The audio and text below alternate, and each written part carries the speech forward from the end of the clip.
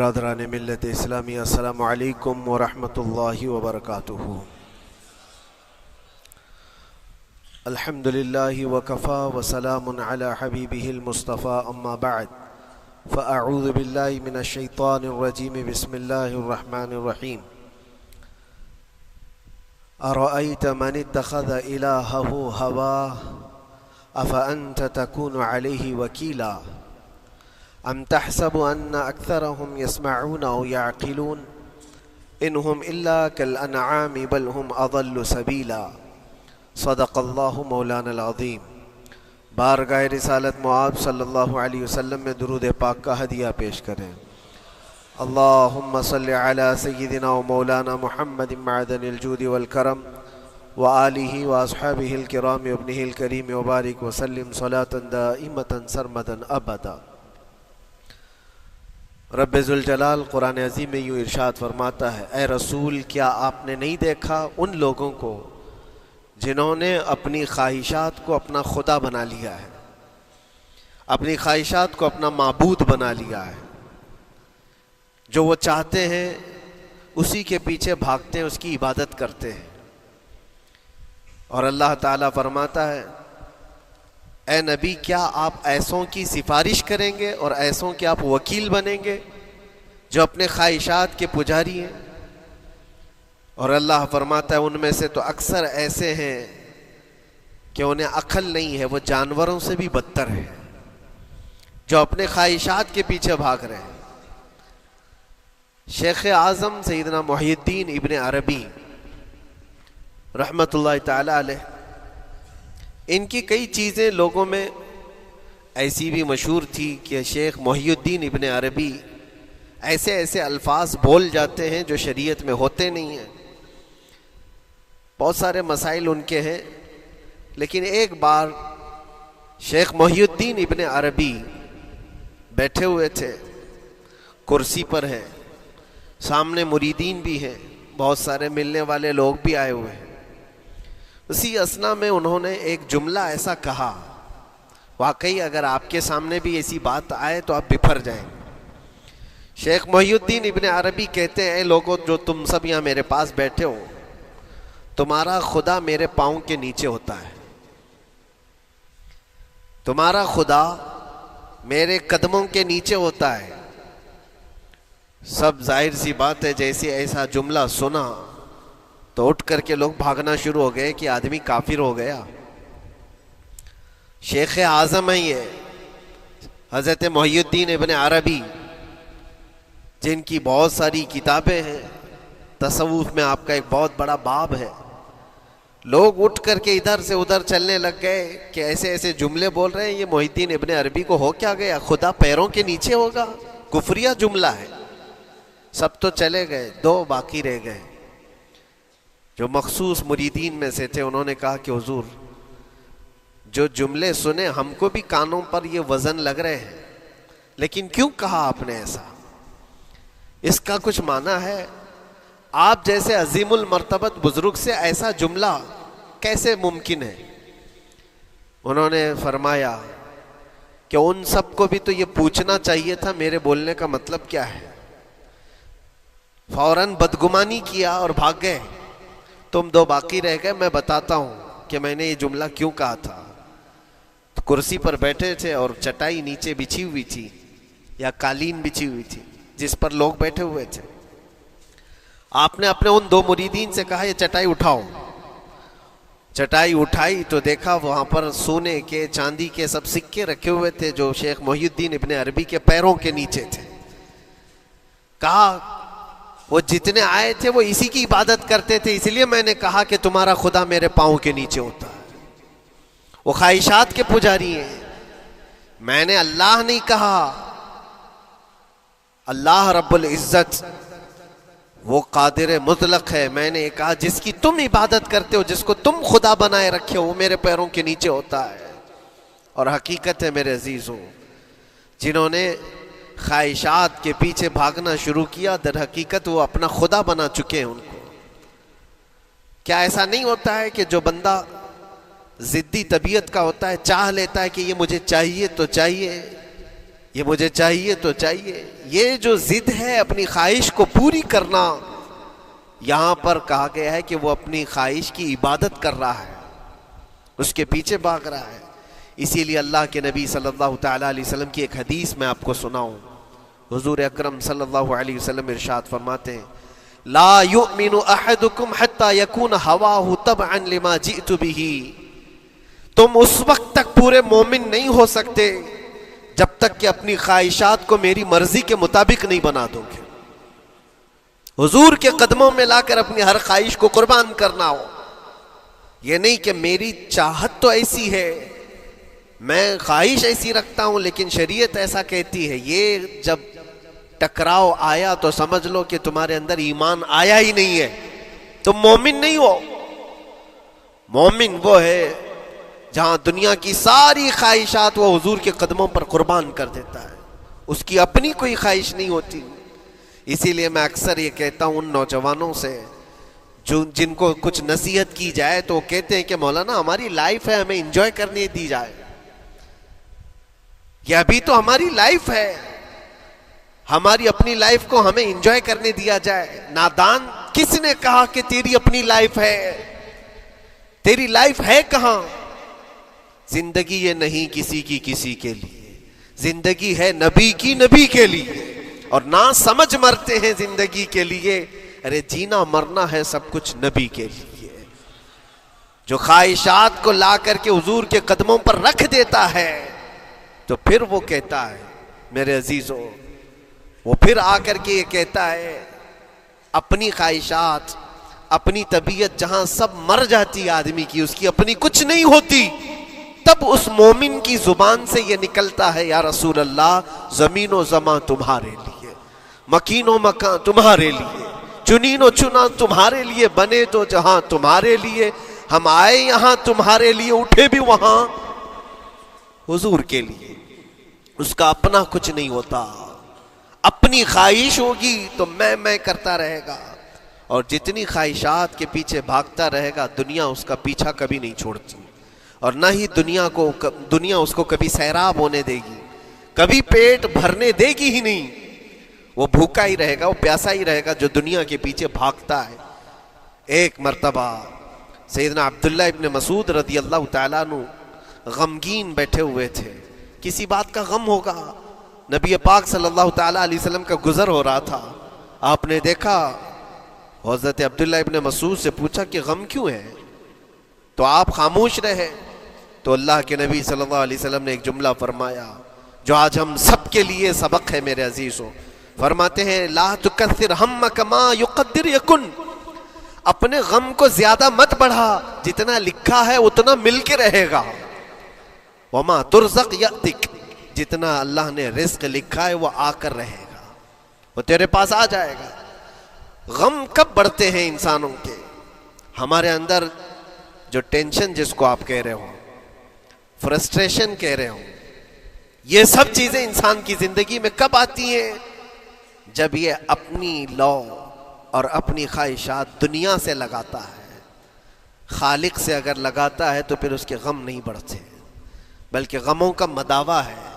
اسی لیے بزرگوں نے فرمایا کہ اگر ٹینشن فری جینا چاہتے ہو تو انسانوں سے امیدیں کم کر لو، اللہ کی ذات سے یقین بڑھا لو، اس کی ذات سے یقین بڑھاؤ.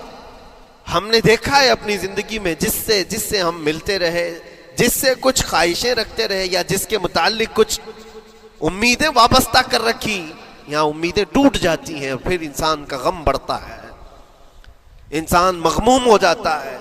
اللہ کی ذات سے جو وابستہ ہوا اور وہاں جو آس لگایا وہ ہر دن بشاشت کے ساتھ جیتا ہے، یقین کے ساتھ جیتا ہے.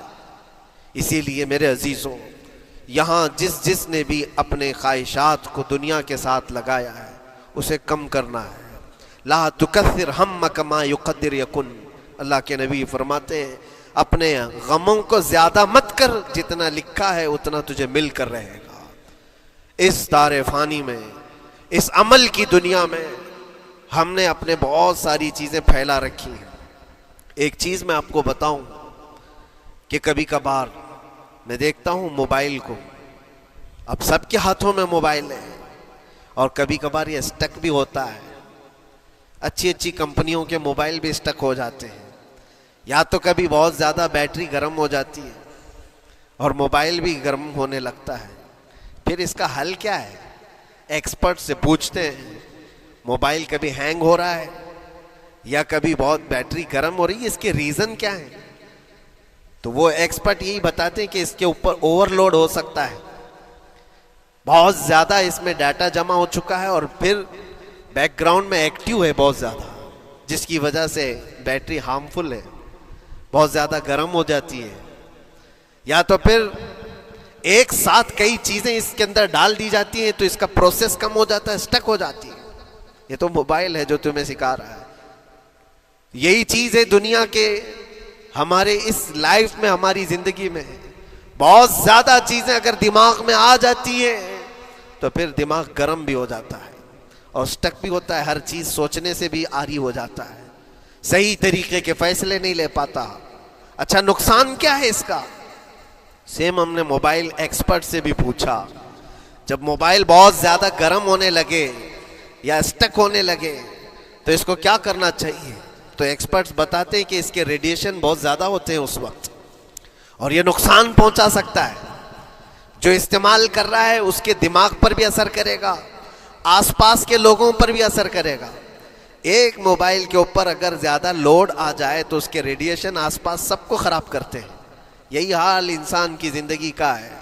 تمہارے دماغ کے اوپر اگر غم زیادہ بیٹھ گئے اور بہت زیادہ دماغ حاوی ہو گیا تو خود کا تو نقصان کرو گی ہی, آس پاس جتنے ہیں سب کا نقصان کرو گے. تمہاری وجہ سے تمہارے ماں باپ بھی پریشان, تمہاری اولاد, تمہارے بیوی بچے سب اس پہ ان سب چیزوں میں ملوث ہو جاتے ہیں. اب اس کا علاج کیا ہے؟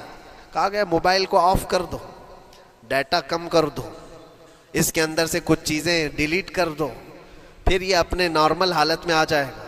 سیم آپ کے لیے بھی ہے, دماغ میں دنیا کے بہت سارے فطور بھرے ہو تو تھوڑی چیزیں ڈیلیٹ کر دو, تھوڑے دنوں کے لیے اپنی اس ایکٹیو لائف کو روک دو اور آ جاؤ اللہ کی بارگاہ میں اور آنکھ بند کر کے اس کی طرف لو لگاؤ, اس لیے کہ ہماری بیٹری جو چارج ہوگی وہ خالق کائنات سے ہی ہوگی.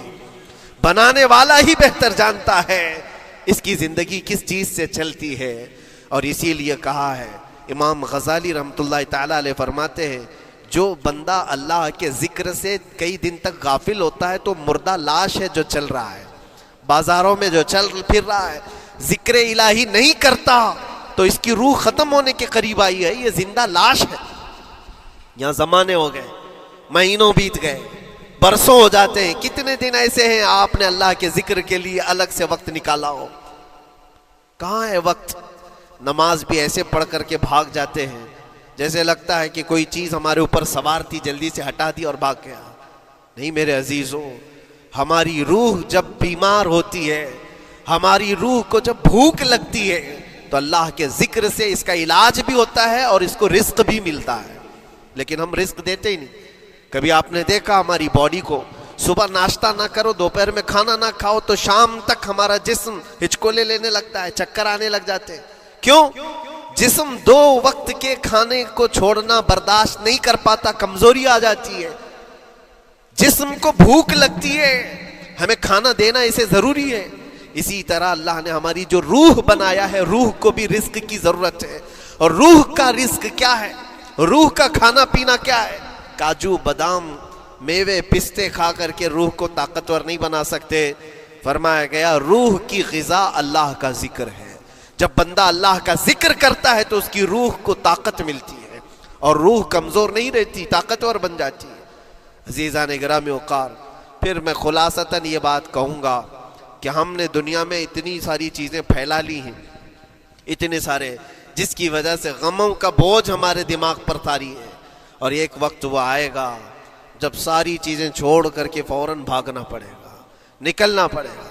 کچھ لوگوں کے متعلق کہا گیا ہے کہ روح نکلنے کے وقت اس کو بہت تکلیف ہوتی ہے, سب کے لیے نہیں.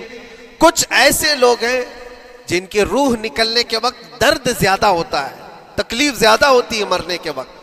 پوچھا گیا کیوں؟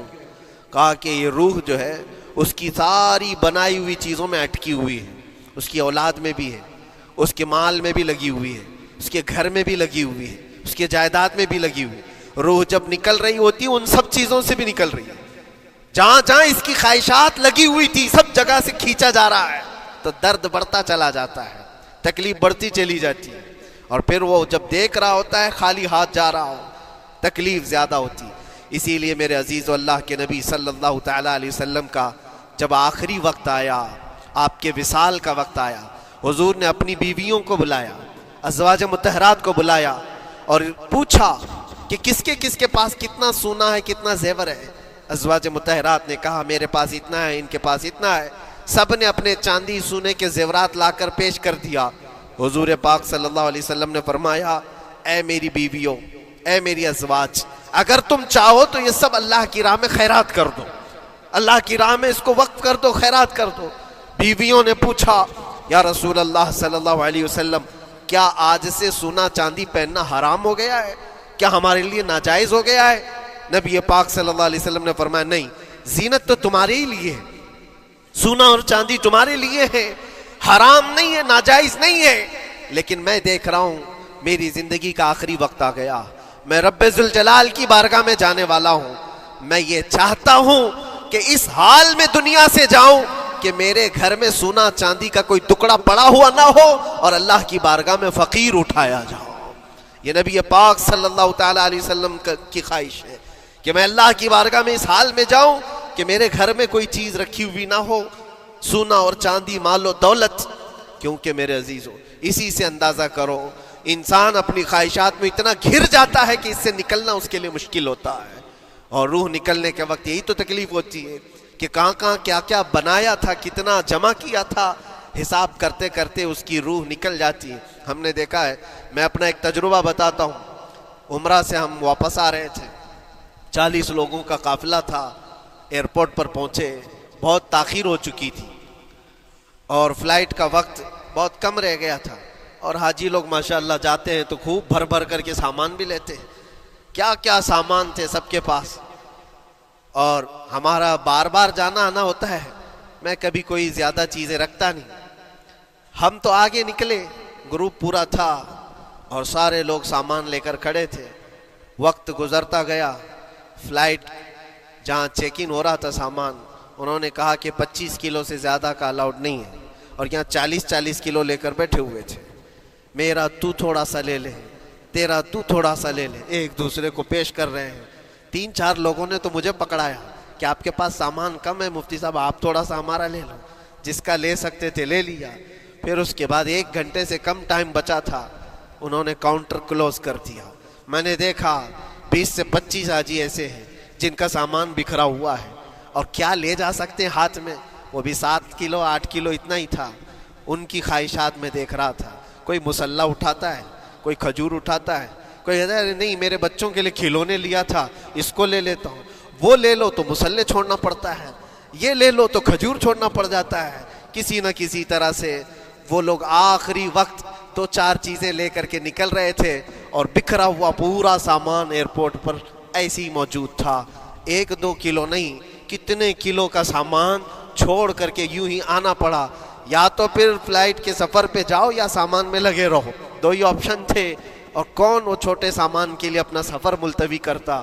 واپس آئے، حسرت بھری نگاہوں سے دیکھتے رہے اپنے سامان کو، اور پھر اندر آ کر جب بیٹھے میرے ذہن میں یہ بات گونجنے لگی، یہی حالت ہوتی ہوگی جب انسان دنیا سے جا رہا ہوتا ہے، جب یہاں سے رخصتی کا وقت آتا ہے اور ملک الموت سر پر آ کر کھڑا ہو جاتا ہے، روح نکلنے کے لیے بھی تھوڑا سا وقت باقی ہے، بس منٹوں میں بھی نہیں رہ گیا۔ جب اس کو نظر آتا ہے، اب یہ سوچتا ہے اتنی نمازیں باقی رہ گئی، اتنی زکوٰۃ بھی رہ گئی، حج بھی تھا، اور بھی کچھ چیزیں کسی کے دینے کے باقی تھے، قرضے بھی تھے، کس چیز کی نصیحت کروں، کس چیز کی وصیت کروں؟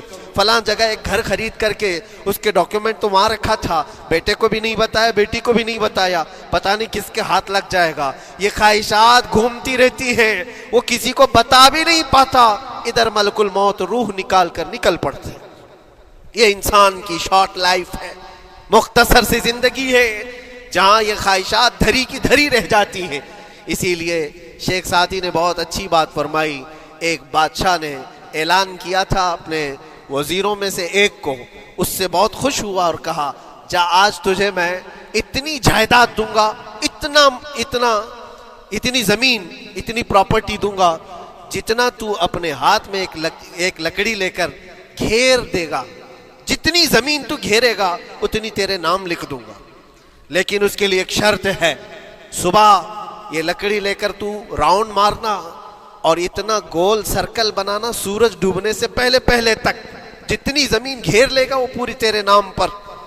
اس نے سوچا کہ اتنی بڑی زمین میں گھیر سکتا ہوں ایک پورے دن۔ میاں ممبئی والے اچھی طرح جانتے ہیں 4x4 کی جگہ مل جائے تو یہاں کتنی بڑی غنیمت ہوتی، اور اس بندے کو بادشاہ نے کہا لکڑی ہاتھ میں لے لے اور لکیر کھینچ، شام ہونے سے پہلے جتنا کرے گا پورا تیرے نام پر۔ وہ نکلا اور جب لکیر کھینچتے جب چلنے لگا پیچھے مڑ کے دیکھتا تھا بہت لمبی ہو گئی ہے، اتنی زمین میرے نام پر ہونے والی ہے۔ دوپہر ہو گئی، وہ واپس آنا نہیں چاہ رہا ہے، واپس آ کر کے سرکل پہ ختم تو کرنا ہے جہاں سے شروع کیا تھا۔ سوچتا اور تھوڑا کرتے وہ اثر ہو گئی اس کی۔ اب اس کو لگا کہ واپس پلٹنا چاہیے، کئی کلومیٹر ہو گئے تھے، اتنے کلومیٹر کی زمین اب وہ اپنے نام پر کروانے والا تھا، لیکن جب واپس پلٹنے کا وقت آیا سانس پھولنے لگ گئی، کیونکہ صبح سے چل رہا ہے، کھایا بھی نہیں ہے، پیا بھی نہیں ہے، جس چیز کو جمع کرنے کے لیے دوڑتا رہا۔ اب سورج پیلا پڑ گیا، ڈوبنا کے وقت قریب آنے لگا تو اب بھاگنا شروع کیا۔ بادشاہ اور اس کے وزیر انتظار کر رہے تھے کہ یہ لوٹے گا بھی۔ اب دیکھا بڑی دور سے یہ دوڑتا آ رہا ہے، اپنی لکڑی کو لکیر زمین پر کھینچتے ہوئے کہ جلد سے جلد اپنے اس پوائنٹ پر پہنچ جاؤں جہاں سے شروع کیا تھا۔ سانس پھولنے لگ گئی، دوڑتے ہانپنے لگ گیا، سورج ڈوبنے کے قریب آ گیا، آخری کرنیں باقی تھی اور اس کا پوائنٹ بھی قریب آ گیا تھا۔ دوڑتے کسی طرح سورج غروب ہونے سے پہلے پہنچ گیا وہاں پر، لیکن کثرت سے بھاگنے کی وجہ سے ٹھوکر کھا کر کے گر گیا اور اپنے اس پوائنٹ پر لکڑی لا کر کے جمع کر دیا۔ بہت بڑا سرکل، بہت بڑی لکیر کھینچا تھا، لیکن ایسا گرا کہ دوبارہ اٹھ نہیں سکا۔ جب سپاہی اٹھانے کو آئے تو اس کی موت ہو چکی تھی، اس کی روح نکل چکی تھی، اتنا دوڑا تھا اس کی روح نکل گئی۔ بادشاہ نے کہا اس نے صبح سے لے کر شام تک اپنے نام جائیداد کرنے کے لیے اتنی دوڑ لگائی، بہت لمبی لکیر کھینچا، اتنی بڑی پراپرٹیز کے نام پر ہوتی، لیکن عقل مند دانشور تھا بادشاہ۔ اس نے کہا جہاں یہ گرا ہے وہیں اس کو دفن کرو، اور اس کے بعد اس کی قبر پر لکھا گیا تھا کہ اس کو ضرورت اتنے 2 گز زمین کی تھی، دوڑتا کتنا لمبا رہا، صبح سے شام تک اتنی لمبی لکیر کھینچ لیا، لیکن سونے کے لیے اس کو جو جگہ چاہیے تھی وہ بس اتنی ہی سی تھی، وہ 6 فٹ کی جگہ۔ عزیزان گرامی، یہ ایک زندگی کے کسی کا حادثہ ہو سکتا ہے، لیکن میں نے دیکھا ہے کہ تقریباً سب کی لائف میں یہی ہے، ہم اپنی خواہشات کے پیچھے اتنی تیز دوڑتے رہتے ہیں، لیکن جس چیز کی ہمیں ضرورت ہے اس کی طرف ایک بار بھی نظر نہیں کرتے۔ کون سی چیز ہے جس کی ہمیں ضرورت ہے؟ وہ ہمیشہ کی زندگی آخرت کے لیے جو چیز چاہیے وہ اللہ کا ذکر ہے، وہ رب ذوالجلال کی ذات پر یقین اور توکل ہے۔ آج اللہ نے صحت و سلامتی کے ساتھ زندگی دی ہے تو وقت نکالو اور بارگاہ رب العزت میں آ جاؤ۔ میرے عزیزوں، آخری بات عرض کرتا چینل آگے کے پارٹ کے لیے سبسکرائب کریں اور دین کی معلومات